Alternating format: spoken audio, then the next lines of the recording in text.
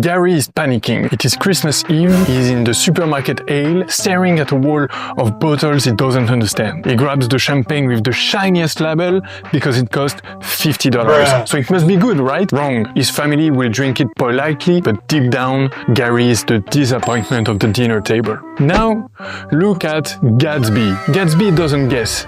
Gatsby knows. He picks a bottle that costs half the price of Gary's, but tastes twice as expensive. He didn't just buy wine, he bought a memory. His family is happy and he is the hero of the night.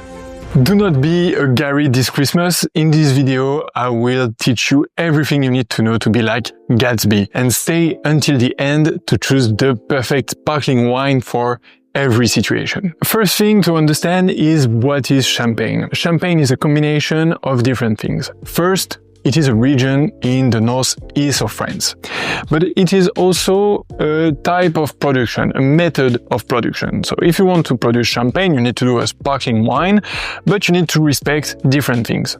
Obviously, you need to be located in Champagne, but you also need to use different grape varieties. The three most well-known are Chardonnay, Pinot Noir and Pinot Meunier. Then there is a method of production for champagne. Champagne is produced with a second fermentation inside the bottle. So the way we do champagne is very simple to explain. The first thing is that we do a still wine, so normal wine. We harvest the grapes and we do a wine in a tank. The thing is, we stop the fermentation of this wine.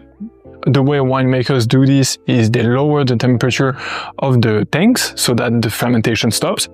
Then they put these wines in bottles and they will add yeast inside of this bottle. They will close the bottle and a second fermentation will occur because of this yeast. The yeast transforms sugar into alcohol plus CO2, but since it's in a bottle, the CO2 is trapped, and this is how you make bubbles. So now you have a bottle with bubbles inside, but you still have a bit of yeast and like trash inside the bottle. So the only thing you need to do is remove this trash. The way we do it in champagne is that the bottle is put like that, so the yeast goes to the end of the bottle. Once it's at the end, we plunge that into kind of an ice liquid so that it's solid around here, and we just cut the bottle so there is no more yeast or trash inside this bottle. Finally, the last thing we need to do in champagne is to fill up the bottle. Since we've cutted a part of it, we've lost a little bit of liquid, and so we add a dosage liquor or expedition liquor. These are the two names of what we add in this bottle. This dosage liquor or expedition liquor can have a little bit of sugar inside, and this is what we will use to balance the champagne from different sugar levels. So now you know exactly how we do champagne, so we can talk about a few terms that are very specific to champagne. First, there is a term specialized for the grape varieties. So you often hear about Blanc de Blanc or Blanc de Noir. What does that mean? Blanc de Blanc basically means that the champagne has been produced only using white grapes, so basically Chardonnay. And Blanc de Noir means that the champagne has been produced using only red grapes. And these are two very different profiles in the taste that you can have. You can have very more like buttery, creamy version when you taste Blanc de Blanc, and a bit more structure when you taste Blanc de Noir, and also obviously red fruits and all these types of aromas. And then we have different level of sugar in the champagne, from sweet to absolutely no sugar, and so it goes from doux, demi-sec, sec, brut, extra brut, and brut nature. So these are the different names or kind of appellations that you can add on the bottle. So you can see that this one, I think it's extra brut, so it means that it has very low sugar inside. Finally, the last big thing I want to tell you about champagne is that you have two main philosophies inside of champagne. You have big houses and grower champagne. They are not opposite at all, like they work very nicely together, and I can tell you that grower champagne are super happy that big houses exist and that they do a lot of marketing efforts about champagne and making it known internationally.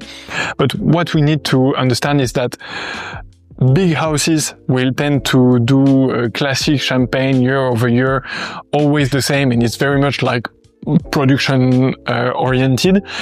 Grower champagne are more the craftsman behind champagne, so they will try to elaborate something that really reflects the terroir and the place in which they are making the wine. So these are not totally opposite, but just you will need to go either way depending on what you want to find in champagne. If you want to have a gastronomy champagne or really like food and wine pairing, in general way, I will go to a grower champagne because you will find very more specific stuff. If you want to have a good champagne to celebrate something, definitely a big house will do well. And sometimes big houses also have their very specific kind of grower champagne, like very specific champagne that they produce. All right, so we've seen what is champagne, how is it produced, but what are the other ways that we can produce sparkling wines? So the first thing that we've seen is méthode champenoise, champagne method, and it's actually used around the world in other places. So for example, we have the Cava region in Spain. They do exactly the same, just it's not called champagne, but it's the exact same method. And in France, we also have kind of the same method in Burgundy with Crémant Bourgogne. It's almost similar, and it's a very good balance between price and quality in Burgundy. So first thing is méthode champenoise. Then we have traditional method, and this is the natural sparkling wine. So the way it's done is almost the same, except that we don't add yeast inside of the bottle for the second fermentation. Actually, the fermentation happens in the bottle, and so in the same way that it creates bubble in champagne for the second fermentation, it also creates bubble in this traditional method. The only thing is that you don't have the thing of stopping the fermentation, adding the yeast and stuff. You just stop the fermentation, take the wine as it is, close it, and then a second fermentation happens, and you have this natural sparkling. Traditional method is different from champagne method in the way that they do not add yeast inside of the bottle for the second fermentation. Then we have tank method. This is actually how Prosecco is made. It's basically kind of the same as traditional method, except that the fermentation is not happening in a bottle, it's happening in a tank. So the way we do it is that when you do fermentation of wine, you have all the wine in a big tank during the fermentation, and usually you can see the bubbles escaping. So they have like little plugs on the tanks, and the bubbles escape so that they do not stay in the wine. Now the way we do it is that we just close the tank, and so the bubbles stay inside of the tank. The CO2 stays inside of the tank, and so it does basically a sparkling wine. It mixes in the wine, and this is how you have Prosecco. This is pretty good for instant consumption, but it ages kind of not well, so I would recommend that for more instant pleasure. And finally, you can have the lower end of quality for sparkling wine is basically carbonation. The way we do it is, as you would do for making a soda, is that you have your still wine and you just add CO2 inside, so it makes bubbles. So to wrap up the different methods of production, the most prestigious is the champagne method, but the thing you need to understand is that it's not only made in Champagne, you also have other regions producing wines with the same method. For example, Crémant in Burgundy or Cava in Spain. So now you can just choose wisely the price and value for money. Then you have traditional method, which is natural sparkling. It's good, it's a bit more hazardous and you need to find the good ones, so you just need to taste a lot to find a good thing. Then you have the tank method that is on the least prestigious and complex side. It's more for instant consumption. It can be good, but it's more for basic things and just to have good moments. This is the case of Prosecco. And finally, you have the least good part, really the more industrial part, which is carbonation.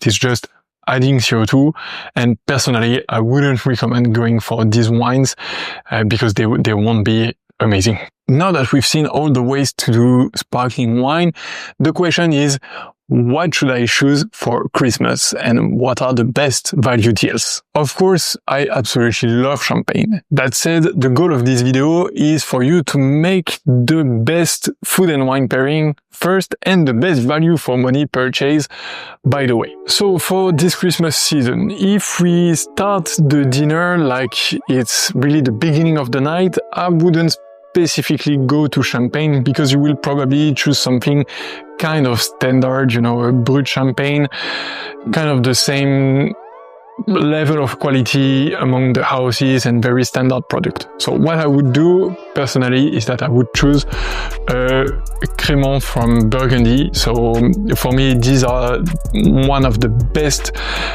price and quality ratio. You can go to Cave de Luni, for example. I will put a link in the description.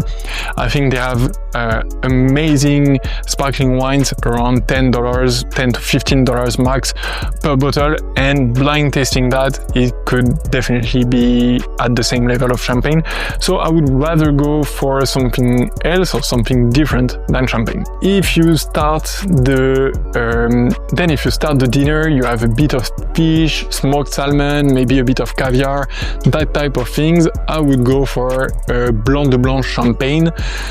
This, you have amazing things. Honestly, almost all Blanc de Blanc champagne will be amazing because you are already starting to grasp the heart of champagne. You will definitely find something amazing by yourself.